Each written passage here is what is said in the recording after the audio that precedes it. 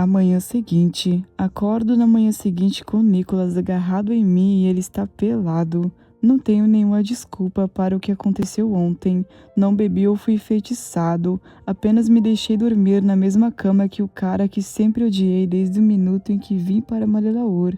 E pior, quase nos beijamos.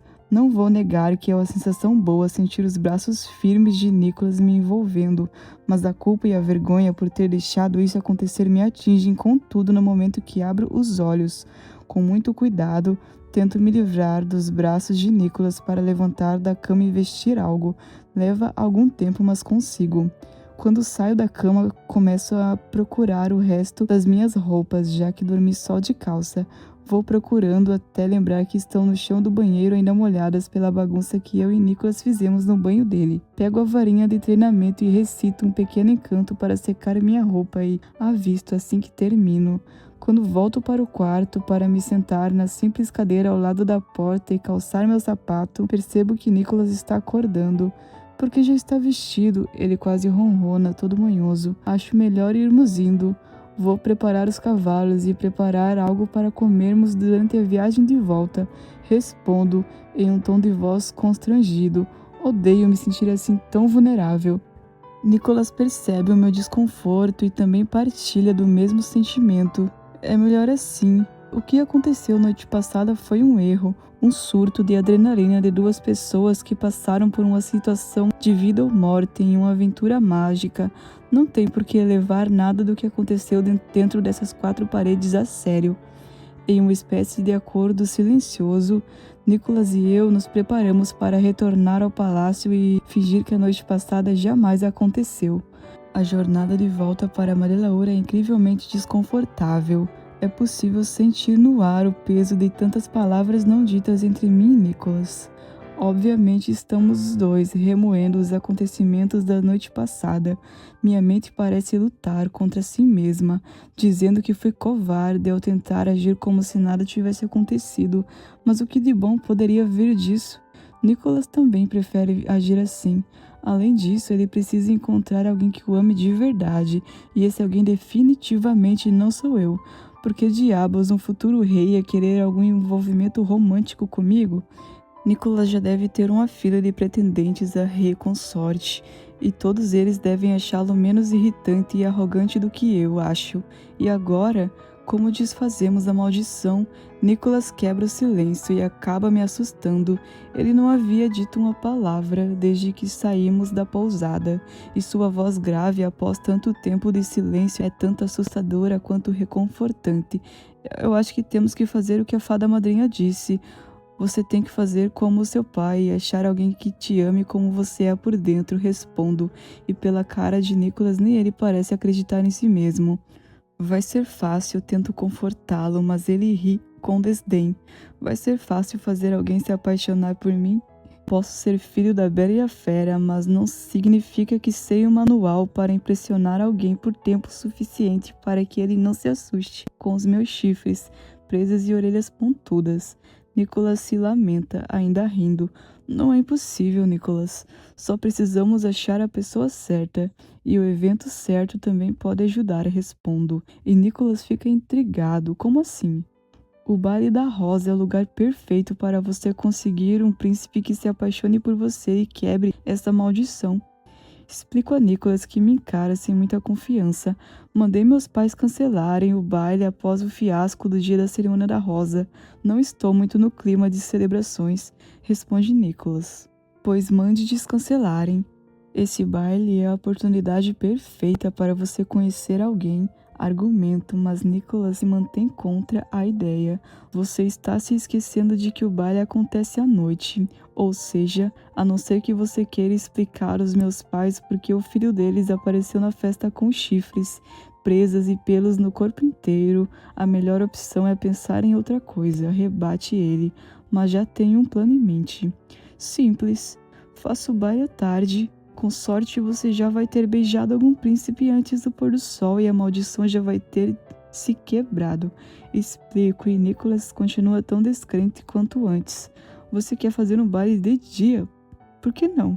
Em alguns reinos há festas que duram quase uma semana porque um baile não pode ser feito durante o dia. Continua argumentando e Nicholas começa a comprar a ideia. Acho que posso tentar convencer meus pais, embora ache que não vou conhecer alguém interessante. Ele acaba cedendo. Perfeito. Podemos nos encontrar depois da festa para discutir se você achou alguém especial, avaliar todas as opções. Sugiro. E Nicholas me olha surpreso. Você não vai ao baile? Pergunta ele, como se eu tivesse acabado de dizer alguma insanidade. Não faço parte da sua corte. Sou um mero aprendiz de Celine, explico. Mas sua família, você e seus irmãos foram acolhidos pelo príncipe de Apeles. Além disso, para os meus pais, você agora é um amigo que me leva para caçar, então não seria nem um pouco estranho você comparecer ao baile, argumenta Nicholas. Mas eu tento recusar o convite, pois não me sinto à vontade para os eventos da realeza. Os poucos que compareci em Apeles foram suficientes para uma vida inteira. Não gosto da sensação de várias pessoas me observando, me faz sentir vulnerável. Isso é algo que tenho aversão. Preciso de você lá, Usher, implora Nicholas. E seu tom de voz é firme, não como uma ordem, mas sim como um pedido, uma súplica. Certo, acho que posso ir. Alguém precisa te vigiar e garantir que você não vai afugentar os homens com seu ego gigante e o seu senso de superioridade. Brinco e sinto o clima melhorar um pouco. Obrigado. Com você lá, eu não serei a pessoa mais irritante e cabeça dura do local. Rebate Nicholas, arrancando uma risada minha. A viagem segue agora menos desconfortável. Ainda há uma certa incerteza sobre o que a noite passada provocou na minha relação com Nicholas, mas o que mais importa agora é garantir que a maldição seja quebrada antes que alguém a descubra. Quando estamos quase chegando, Nicholas muda o tópico da conversa, que era uma amenidade como o clima ou qual será o cardápio do baile, e me pergunta sobre algo que não costumo falar com quase ninguém. Como era sua família? Pergunta ele baixinho, quase sussurrando. Meus irmãos moram no castelo com Edward e... Não, sua família antiga, sua mãe e seu... Nicholas me interrompe, mas sem coragem de terminar a frase. Ah, sim, bem, meu pai morreu quando eu era criança. Depois disso eram somente eu e minha mãe contra o mundo. Quando eu tinha uns 7 anos, ela também morreu e eu fui morar com meu tio, que bebia e me batia, que não era um homem muito bom. Depois disso fugi e conheci meus irmãos, que eram garotos de rua, com histórias parecidas com a minha. Começo a explicar e ainda é difícil falar sobre essa parte da minha vida. Eu sinto muito, deve ser difícil crescer nas ruas, diz Nicholas, constrangido com a própria riqueza. Acho que nunca conheci alguém com uma vida tão diferente da minha. Do momento que nasceu até agora, Nicholas nunca teve que se preocupar com coisas como comida ou um abrigo durante o inverno. Mas ainda assim, não sinto raiva ou desdém dele. Aprendi a lidar com meu rancor contra o mundo há muito tempo com a ajuda de Edward. Além disso, ter todas as coisas do mundo não impediu Nicholas de ter um coração tão cheio de...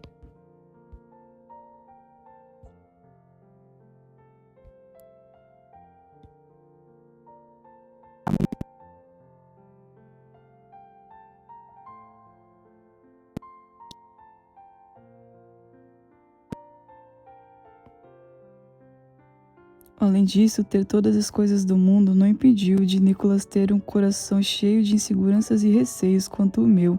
Tudo bem, conhecer os meus irmãos foi a melhor coisa que já me aconteceu. Cuidar deles me deu um propósito na vida. É por isso que estou aprendendo magia com Celine, respondo. E Nicholas parece curioso. Como assim? Cresci cuidando dos meus irmãos, garantindo que, mesmo morando na rua, nada faltasse a eles. Mas é difícil. A vida quase sempre é injusta e cruel com aqueles que não têm oportunidades. É por isso que quero me tornar um feiticeiro. Quero usar minha magia para ajudar as pessoas. Termino de explicar. Isso é muito bonito, Usher. Nicholas me admira e me sinto corar um pouco. Obrigado, mas às vezes sinto que esse sonho está ficando cada vez mais distante. Confesso a ele o medo que está instalado em meu coração. Por quê? Porque cada vez que acho que estou perto de receber minha varinha, Celine diz que ainda não estou pronto, digo, e Nicholas dá um sorriso, indicando que partilha da minha dor. Ela também gosta de me fazer sofrer desse jeito, Mas, Usher, posso não ser uma grande autoridade do mundo da magia, mas o que vi nessa nossa viagem, os seus feitiços e conhecimentos me provam que você é mais do que digno de ser um grande feiticeiro, responde Nicholas, e agora sei que devo estar mais vermelho que uma rosa. Obrigada, mas acho que ter te amaldiçoado acaba afetando um pouco minha avaliação de desempenho, digo, ainda mais constrangido. Pelo contrário, nenhum feiticeiro meia-tigela teria conseguido me amaldiçoar. Brinca Nicholas, arrancando uma risada minha. Tem razão, e você já é um futuro rei, na minha opinião. Precisa trabalhar no ego e no temperamento, mas fora isso você é totalmente capaz de guiar o reino de Mandalore. E agora é Nicholas que fica um pouco vermelho. Obrigada, responde ele timidamente, e logo percebemos que estamos adentrando o reino. Quando estamos no centro do vilarejo que rodeia a propriedade do castelo, me distraio com um curioso som, uma música. Viro a cabeça à procura da origem do som e Nicholas me encara, curioso. O que foi? Usher. Nada, eu só... Começo a responder, mas paro ao descobrir a origem da tal música. Um pouco à nossa esquerda, em uma das praças do vilarejo, cercados por uma multidão de pessoas, está uma trupe de artistas circenses. Você quer assistir antes de voltarmos para o castelo? Pergunta Nicholas, após acompanhar meu olhar, que encara quase sem piscar o grupo de artistas se apresentando. Nós podemos? Pergunto, e Nicholas ri do meu tom de voz, que parece o de uma criança curiosa. Claro que sim, Usher, responde ele, e rapidamente amarramos nossos cavalos em uma área próxima e caminhamos até a praça. Com certo esforço, conseguimos abrir espaço em meio à multidão de pessoas até que seja possível observar com clareza os artistas se apresentando. 2 homens e uma mulher, trajeando roupas justas e em tons engraçados de vermelho e violeta, fazem malabarismos. Em um certo momento, um dos homens ergue a mulher em seus ombros, enquanto ela brinca com 5 bolas vermelhas no ar. Depois dos malabaristas, 2 palhaços entram, divertindo a todos, principalmente as crianças. Fico tão maravilhado com cada número que os artistas apresentam que chego a me assustar quando Nicholas me tira do meu transe ao me perguntar: quem diria que esse seria seu entretenimento favorito? O que quer dizer com isso? Lanço-lhe um olhar que indica que posso levar isso como uma ofensa. É que, quando penso em Usher, uma trupe circense não é a primeira imagem de entretenimento favorito que me surge na mente. Ele ri, e eu acerto com um soco de leve no ombro. E qual exatamente seria o meu entretenimento favorito? Já que você tem uma ideia tão exata ao meu respeito, pergunto. Sei lá, acabar com qualquer fonte de risada? Me atacar com comentários ácidos? Você escolhe. Ele continua a rir. Eu sou uma pessoa divertida, resmungo, mas isso só faz a risada de Nicholas ficar ainda mais alta. Usher, você é um aprendiz de feiticeiro e ainda assim é a pessoa mais séria que eu já conheci, argumenta Nicholas. Não sei por que ainda sinto urgência de me defender desse ataque totalmente inverídico. Pois saiba que sou uma pessoa extremamente divertida, e quando eu era criança eu morava com meu tio.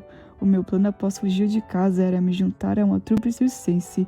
Respondo, e Nicholas se acalma do ataque de riso e me encarou, curioso.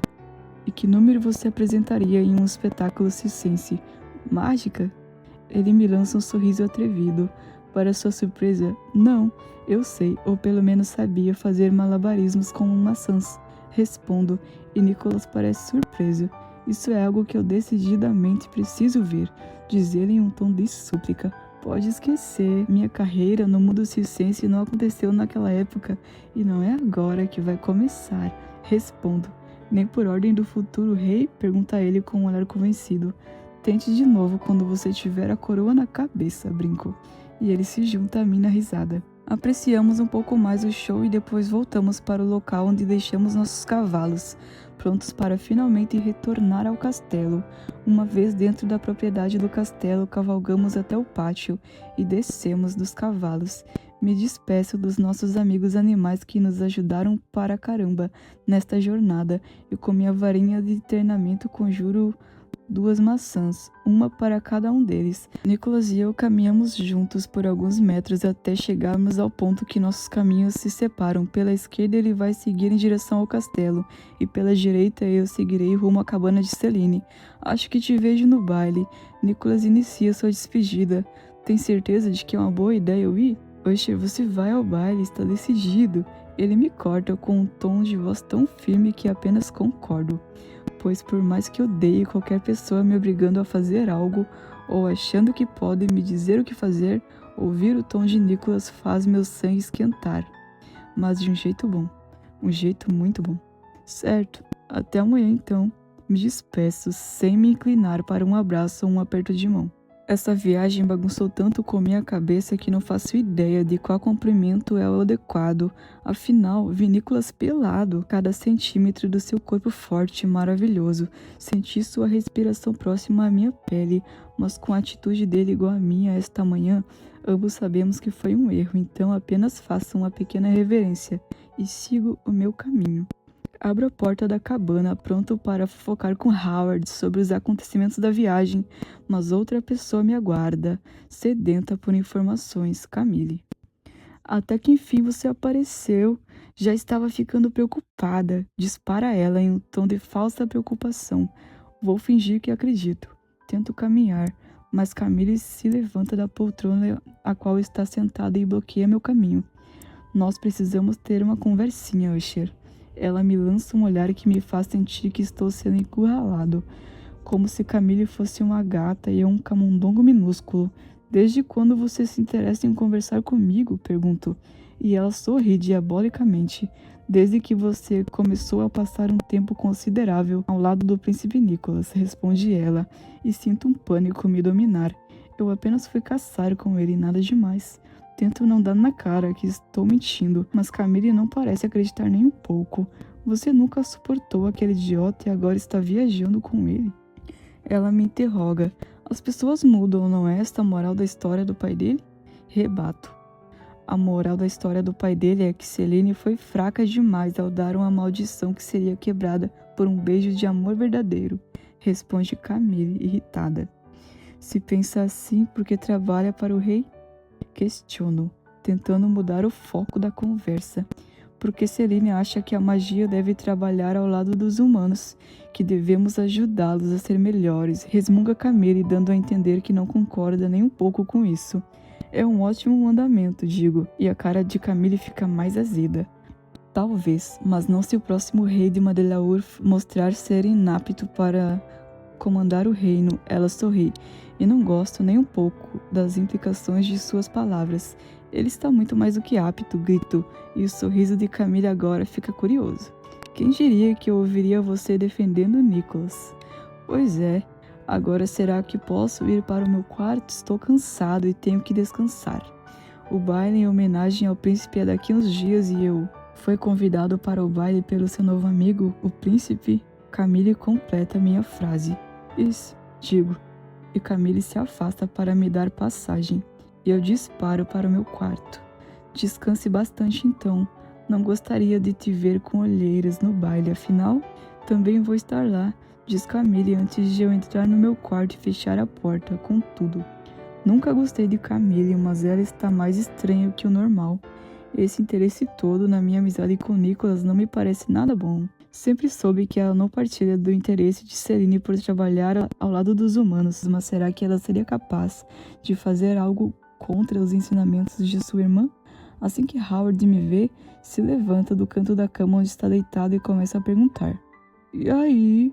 Como foi com a Ele tenta dizer, mas corro para calá-lo. Espero alguns instantes e, com cuidado, lança um feitiço de transparência na minha porta para que possa ver se Camille ainda está em casa, mas ela acabou de sair. Quando tenho certeza de que estamos sozinhos, revela a Howard tudo o que aconteceu na viagem, inclusive a noite na hospedaria.